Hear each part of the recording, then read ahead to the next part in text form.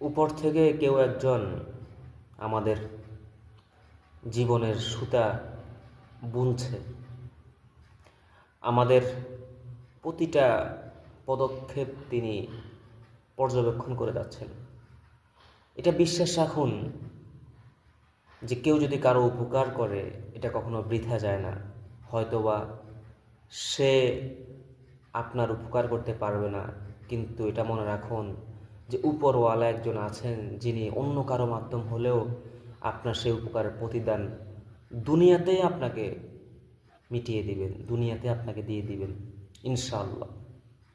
ঠিক একইভাবে আপনি কারো ক্ষতি করলেন, আমি কারো ক্ষতি করলাম, এটা এখন আপনি কোনো কিছু বুঝতে পারছেন না, কোনো কিছু আপনার মনে হচ্ছে না, আপনার মন একেবারে ফুরফুরা, আপনি তার ক্ষতি করতে পেরে খুবই আনন্দিত।